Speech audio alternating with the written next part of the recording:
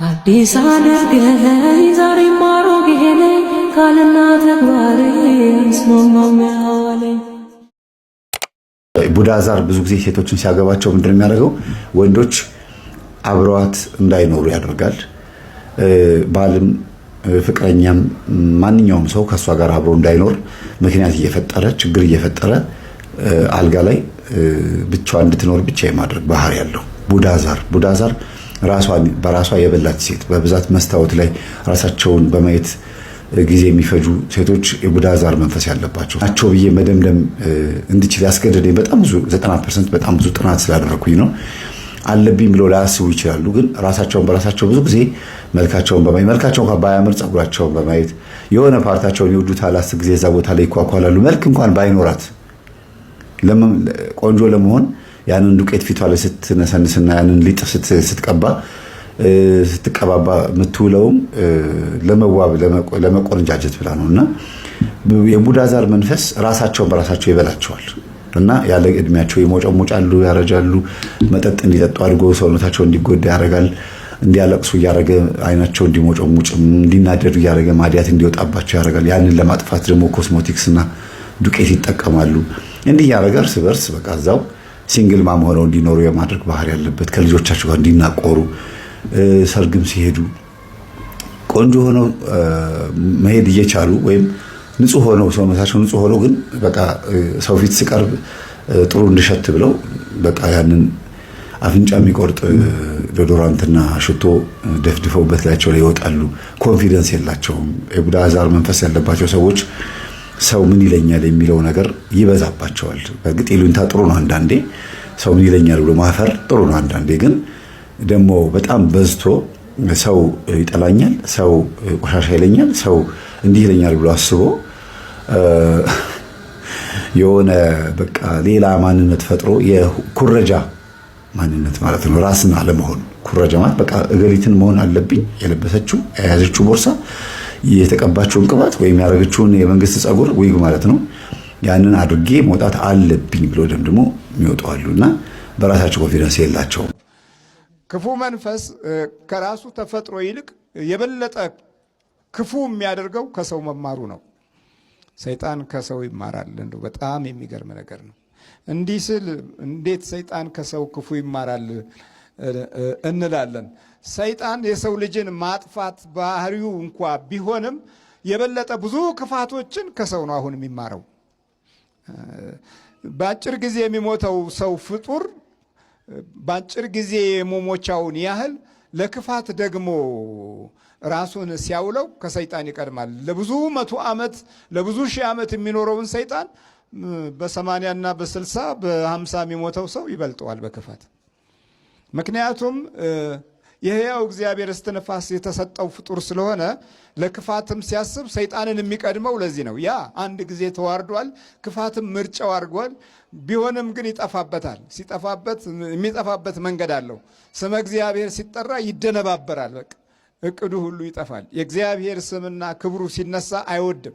የቅዱሳን መንፈስና ኃይል ሲጠራበት ይረሰዋል። ክፋቱ ከውስጡ ምንም እንኳ የሳጥናኤል የሲኦል መንፈስ ቢሆንም ክፋቱን የበለጠ እንዳይገልጥ እድል ያገኛል። ሰው ላይ ሆኖ ግን በጣም ብዙ እድል ያገኛል። ለምን? የሥላሴ ፍጡር ነዋ ሰው። መዝገባውም ደግሞ ከባድ ነው። ምክንያቱም የሥላሴ ፍጡር ሆኖ ክርስቶስ ሞቶለት ክርስቶስ ብዙ ዋጋ ከፍሎለት ሰማያዊ ስልጣንን ሰጥቶት በእግዚአብሔር ልጅነት ተባርኮ በቅድስና መንፈስና ኃይል ተወዶ በቀራንዮ መስቀል ላይ ደሙን አፍሶ ዋጅቶት ወደ ክፉ ነገር ሲያዘነብል አስቦት ከሰይጣን የሚበልጥ ድርጊትና ስራ ይሰራል ማለት ነው። በጣም በዚህ ውስጥ የገነነ የጥፋት ውሸቶች በባህሪያት ውስጥ እንዲኖሩ ያደርጋል እና ሰው በእንጀራ ብቻ በሚኖርበት ጊዜ መንፈሳዊ ጸጋውንና ኃይሉን እየረሳና እየተወው ሲመጣ የጀመረው ኑሮ አለ እግዚአብሔር ስለሆነ መሰናክሉ እየበረታ ነው የሚመጣው። አሁን በኑሯችን ውስጥ አስቡት፣ ቤታችን የጸሎት ቦታና የምስጋና ስፍራ የለም። ሰዎች ቅዠት ፈርተው ጠበል ለጠበል ሲዞሩ ምንም ቅዠት የለባቸውም። ውጭ ሲያድሩ በየጠበሉ ሲሄዱ ምንም ሰላም ናቸው። ወደ ቤታቸው ሲመለሱ ግን ለቅሶው፣ ጭቅጭቁ፣ ሁከቱ፣ ንትርኩ፣ ብጥብጡ፣ ሌሊት ተኝተው ቅዠቱ፣ እነዚህ ሁሉ ለምን መጡ ስንል ቤታቸውን ሲመሰርቱት የአምልኮት ቀዳሚ ተግባር አልነበራቸውም። ቤቱ ሲመሰረት በምንም መንገድ እግዚአብሔር አልተመሰገነም። ቤቱ ሲመሰረት የጸሎት ቦታና ስፍራ የለም። ስራዎቻችንም በራሱ ዝም ብለን ወደ አንዱ ቢሮ ገባ እንበል። ገና ስትጀምረው በፈተና ያለፍከው ስራና ቢሮ ነው እንጂ አምላክን ያመሰገንክበት ስራ ቢሮ አይደለም። ስለዚህ እዛ ቢሮህ ላይ ዘወትር ክፉ ሰዎች ሲያደቡበት ታገኛለህ። ጠላት እጁን ሲዘረጋበት ታያለህ። የጥፋት መንፈስ በርትቶ ካንተ ህይወት ጋር ትንቅንቅ ሲያደርግ ታገኘዋለህ። ለምን በአምልኮት አልጀመርከውም? በማቴዎስ ወንጌል ምዕራፍ 6 ላይ ከሁሉ በፊት አስቀድማችሁ መንግስቱንና ጽድቁን ፈልጉ፣ ሁሉ ነገር ምን ይላል አለ? ይጨመራል ነው። በቃ ይጨመራል የሚለው ቃል ሌላ መግለጫ ቢኖረው እንዲህ ነው የሚሆነው። ባለህ ላይ ነው የሚጨምርልህ። የሌለህን አይደለም የሚጨምርልህ፣ ባለህ ላይ ይጨምርልሃል። ይሄ እግዚአብሔር ፍቅር ነው። ዲያብሎስ ግን ያለህን ነው የሚወስድብህ። ያችኑ አለኝ የምትላት ነገር ሁሉ እንኳ እስክትጠፋ ድረስ ይታገላል። እሱ ነው የሚጠቀመው። ከዚህ ጠብ ራቅ ነው የሚለው። ተኋላ ህጉ ከተጻፈ በኋላ ምንድን ነው ከዚህ ራቅ፣ ከስንት ነገር ራቅ እንደሚለው። ከዛስ የማይጠቅሙና ከንቶች ናቸውና የማይጠቅም ነው፣ ከዚህ ክርክር ውጣ አለ። ሌላው አንደኛ ጢሞቴዎስ 6:4 ላይ እንዲህ ይላል፣ ማንም ልዩ ትምህርት የሚያስተምር በትዕቢት ተነፍቶና አንዳችም አያውቅም ነው። እንደዚህ ነው፣ ይቅርታ። ማንም ልዩ ትምህርት የሚያስተምር በትዕቢት ተነፍቷልና አንዳችም አያውቅም፣ ነገር ግን ምርመራን በቃልም መዋጋትን እንደ በሽተኛ ይናፍቃል። አይታችኋል? ቲክቶክ ላይ የሃይማኖት ክርክር ዲቤት ሲያደርጉ ክርክርን እንደ በሽተኛ ይናፍቃል። በቃል መዋጋትንም ክርክርንም ምርመራንም እንደ በሽተኛ ይናፍቃል።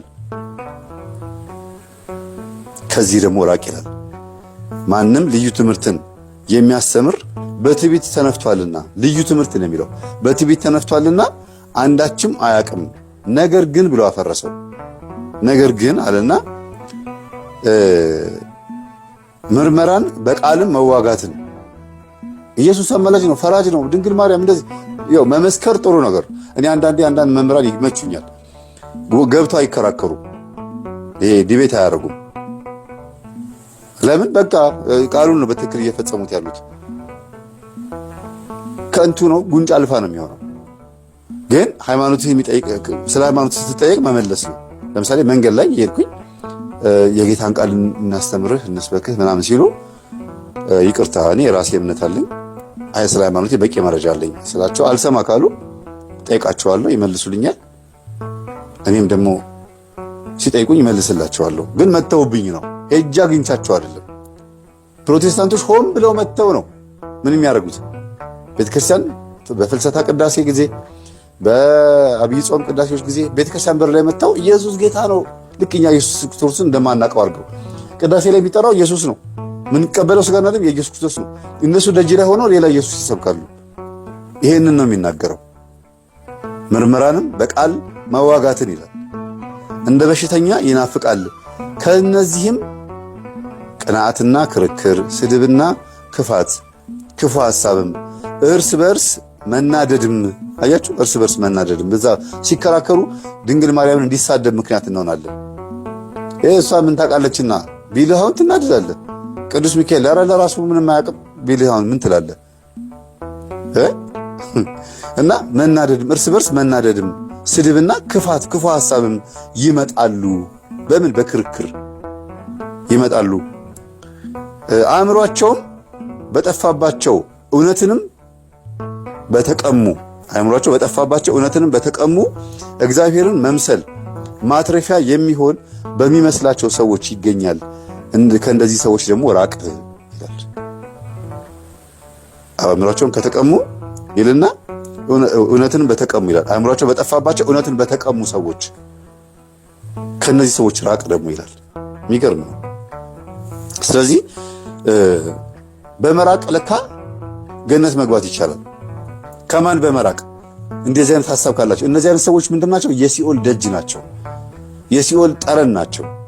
ግማት ናቸው ማለት ነው። አንደበታቸው ሰዎቹን አይደለም። ይሄ ውስጣቸው ያለው ሐሳብ የሲኦል እንትን አደባባይ ነው። የሲኦል አበባ ነው ማለት ነው። የሲኦል ምግብ ነው ማለት ነው። ራቅ ነው የሚለው ይጠልፋል ማለት እኮ። ብዙ ቦታ ላይ ታችሁ ከሆነ ሐዋርያትም ቅዱስ ጳውሎስም ጌታ ካረገ በኋላ እንኳን የተነሳው ሐዋርያ እንኳን ከ8 ዓመት በኋላ ነው። እንግዲህ ቅዱስ ጳውሎስ ጌታ ካረገ ከ8 ዓመት በኋላ የተነሳው ግን ምን አለ? ራቅ፣ ውጣ፣ ሂድ፣ ሽሽ ነው የሚለው። ጌታስ ውጡ፣ በዚህኛው ከተማ ፈተና ሲያደርሱባቸው ወደዛኛው ከተማ ሽሹ። ሽሹ ነው፣ መራቅ ነው። ከክፉ ነገር ስትርቁ ከማን ጋር ትጣበቃላችሁ? ከእግዚአብሔር ጋር፣ ከገነት ከመንግስተ ሰማያት ጋር፣ ከቤተ ክርስቲያን ጋር ትላተማላችሁ። የቤተ ክርስቲያን ግድግዳ መጥቶ ብትደማ ይሻላል። ዓለም ላይ ተጎስመ ከምትሞት በመንፈሳዊ ሕይወት ብትጎሰም ይሻላል እንደሚለው ማለት ነው። ስለዚህ ከነዚህ ሁሉ ራቅ። በጣም በሚገርም ቃል ነው የጻፈው። መጽሐፈ መክብብ 12:12 ላይም እንደዚህ ይላል። ከዚህ ሁሉ በላይ ልጄ ሆይ ይላል። ልጄ ሆይ ከዚህ ሁሉ በላይ ተግሳጽን ስማ፣ ብዙ መጽሐፍትን ማድረግ ፍጻሜ የለውም፣ እጅግም ምርምር ሰውነትን ያደክማል። እጅግም ምርምር በቃ ለመዳን ያወኳት እውቀት በቂ ናት፣ ከዚህ በላይ አያስፈልግም ብሎ የሆነ ቦታ ላይ ማስቆም ይሻላል። ጠቢቡ ሰለሞን በጣም ሀብታም ሆኜ በጣም አውቄ በጣም ተመራምሬ እንዳልክድህ እንዳልንቅህ እንዳረሳህ ድሃም ሆኜ ምንም እውቀት የሌለውም ሆኜ ታችም ሆኜ ደግሞ እንዳላማርርህ መካከል ላይ አርገኛል፣ መካከለኛ አርገኝ። ስለዚህ ከዚህ ሁሉ በላይ ልጄ ሆይ ተግሳጽን ስማ። እስካሁን የምትሰሙት በሙሉ ምን እንድንሰማ ነው? ምክርን፣ ተግሳጽን፣ አርጩሜን፣ ዱላን፣ ቅጣትን፣ ይበለኝ ማለትን። ይሄ በጣም በጎ ነገር ነው፣ ጥሩ ነገር ነው እያለ ነው። ተግሳጽን ስማ፣ ብዙ መጽሐፍትን ማድረግ ማንበብ ማለት ነው አይደል? ፍጻሜ የለውም፣ ፍጻሜ የለውም ብዙ መጽሐፍትን ማንበብ። በቃ ሁሌ እንዲያውም አንዳንድ ሰዎች እውቀት መጨረሻ የለውም እስከ እርጅና ድረስ እናውቃለን ይላሉ። ጥሩ ነው፣ ግን ሰዎችን ለማስተማር ራስንም ለማስተማር ጥግ ድረስ ከመሄድ ያለው በቂ ነው ብሎ መቆም ይሻላል። ለዚህ ነው ኢትዮጵያ 1700 ምናምን ዓመት ያክል ሃይማኖቷ ሳይነካ በአብርሃና አጽብሃ ዘመን ከተሰበከበት ጊዜ ጀምሮ ማለት ነው እስካሁን አሁን ነው ድንበሩ የተጣሰው፣ መዋቅሩ የተነቀነቀው። ለምን? ያለኝ ይበቃኛል ስለምትል ቤተክርስቲያን መንፈሳዊው ነገር ላይ ስለምታተኩር፣ ገበሬውና አርብቶ አደሩ ባዶ እግሩን እየሄደ ቤተክርስቲያንን በወርቅ የሚያንቆጠቆጥ ስለሆነ፣ በነጠላ ነጭ ለብሶ በመጋረጃ ቤተክርስቲያንን ደግሞ በወርቅ የሚያንቆጠቆጥ ስለሆነ፣ እግዚአብሔርን የሚያከብር ስለሆነ፣ የሚበልጠውን የሰማያዊውን ነገር የሚያስብ ስለሆነ ምድር ላይ ያን ያክል ብዙም አልተራቀቁም። ሜቢ ለስጋ በሽታ ለፈውስ ተብሎ አንዳንድ ነገሮች ጥቆማ ተሰጥቶ ሊሆን ይችላል። ከዛ ውጭ ግን ብዙም የሚያስፈልግ አይደለም። እና እዚህ ጋር የሚናገረው ይሄ ነው። ብዙ መጽሐፍት ማንበብ ፍጻሜ የለውም፣ እጅግም ምርምር ማድረግ ሰውነትን ያደክማል። ተመልከቱት ትውልዱን አሁን ያለውን። ትንቢተ ዳንኤል ምዕራፍ 12 ላይ እና መክብብ 12 ላይ ሁለቱም 12 ላይ ነው ያለው። አስተውሉ። ትንቢተ ዳንኤል ምዕራፍ 12 ላይ ብዙዎች ይመረምራሉ፣ አንተ ግን መጽሐፉን ዝጋው። ብዙዎች ይመራመራሉ፣ ዕውቀት ይበዛል ይላል። ምዕራፍ 12 ዕውቀት ይበዛል። ብዙዎችን ከሞት የሚታደጉ እንደ ጸዳል እንደ ብርሃን የሚበሩ ብዙ ጻድቃን አሉ፣ ብዙ ብፁዓን አሉ። ብዙዎችን ከሞት የሚታደጉ ዕውቀት ይበዛል፣ ምርምር ይበዛል። በጣም ብዙ ሰዎች የሚመራመሩ የሚፈላሰፉ ሰዎች ይበዛሉ። አንተ ግን መጽሐፉን አትመው ዝጋው አለው ይላል። የሚገርም ነው። ስለዚህ ሁለቱ መጽሐፈ መክብብም ትንቢተ ዳንኤል ምዕራፍ 12 ላይ ራእይ ዮሐንስ ምዕራፍ 12 ላይ ልክ እንደዚሁ ተጽፏል። ሰይጣን ከሰማይ ሲወድቅ የተጻፈበት ዋና ቦታ ላይ ነው። ቅዱስ ሚካኤልን በ12 እንዲውል የተደረገበትም አንዱ ምክንያት ያ ነው።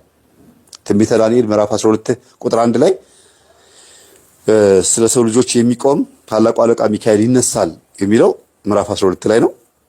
ትንቢተ ዳንኤል ላይ እንደገና ራእይ ዮሐንስ ምዕራፍ 12 ላይ ሚካኤልና መላእክቱ ዘንዶን ተዋጉት፣ አሸነፉት፣ አልቻላቸውም ይላል። ስለዚህ ሚካኤል በ12 ዋለ። በ19 ደግሞ ገብርኤል የዋለው ሉቃስ ወንጌል ምዕራፍ 1 ቁጥር 19 ላይ ምን ይላል? እኔ በእግዚአብሔር ፊት የምቆመው ገብርኤል ነኝ ብሎ አላት እመቤታችንን አይደል? ስለዚህ ነውና ከዛስ አሁን እንግዲህ እስካሁን ያው ያየነው ስለ ሞኝነት ነው። ያው ሞኝነት የሞኝነት ምርምር ነው፣ ከንቱ ምርምርን ነው፣ እንደማያዋጣ ተግሳጽን መስማት እንደሚጠቅም ሁሌ የምነግራችሁ ምንድነው እኔ አሁን እልም ያልኩ የአራዳ ልጅ ነኝ። የከተማ የአዲስ አበባ ልጅ፣ የሾላ ልጅ፣ የመገናኛ ልጅ ነኝ። ታውቃላችሁ እኔን የምታውቁኝ ሰዎች። ግን አሁን ሆን ብዬ ሞኝ ሆኜ በመንፈሳዊ ሕይወት እስከ ልጅነት የጀምሮ እያደኩኝ ማድረግ እየቻልኩ እየተውኩት መቃም፣ ማጨስ፣ ሁሉ ነገር ማድረግ እየቻልኩኝ በዛ መንደር ውስጥ አድጌ ከዛ በኋላ ደግሞ ቤተክርስቲያን እያገለገልኩ ይኸው ከቁጭራ ሰፈር በጣም ቀውጢ ከሆነ ሰፈር ወጣችሁ ሰንበት ትምህርት ቤት የምታገለግሉ ልጆች በጣም ልትኮሩ ይገባቸዋል። እግዚአብሔርን አመስግኑ። ከእንደዚህ አይነት ቦታ ወጥቶ ማድረግ እየቻላችሁ መቃም፣ መልከስከስ፣ ሁሉ ነገር ማድረግ እየቻላችሁ ውጥት ብሎ ሄዶ ቤተክርስቲያን አገልግሎ መመለስን የመሰለ ብልጠት የለም። ብልጥ ማለት ይሄ ነው። ሞኝነት እንዲያውም ሄዶ አብሮ መዛ መደመሩ ላይ ነው ሞኝነት የሚባለው።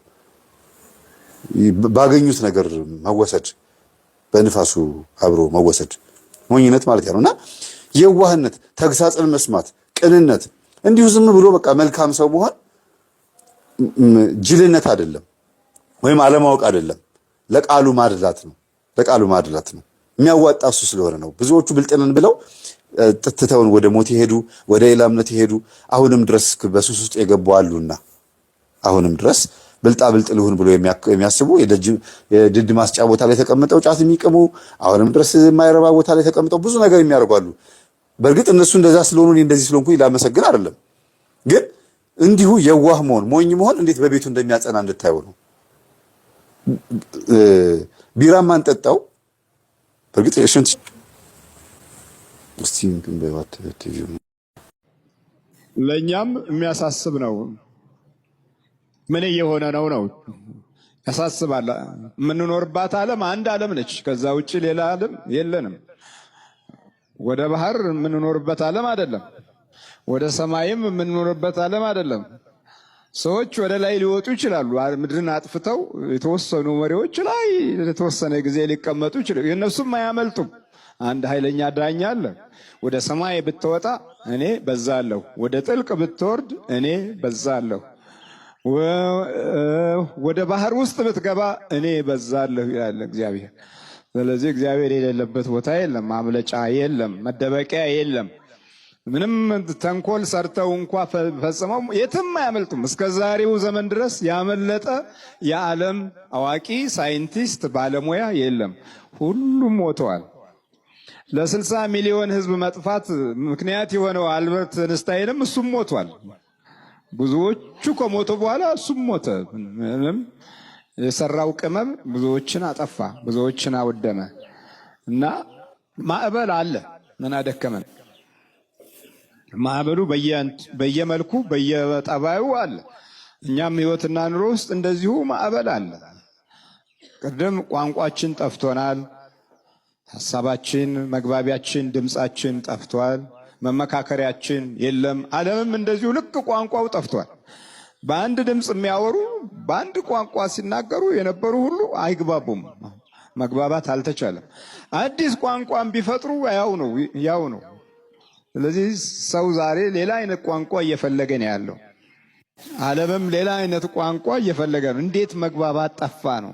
ለእንግሊዞችም ግራ የሚያጋባቸው ነው። እንግሊዝኛ ተናጋሪዎች በሙሉ ግራ ያጋባቸዋል። ትውልዳቸው አይሰማማ።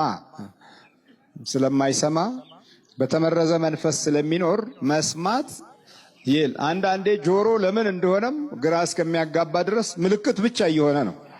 እውነተኛውን የማስተዋል ኃይል ማግኛ አልሆነም።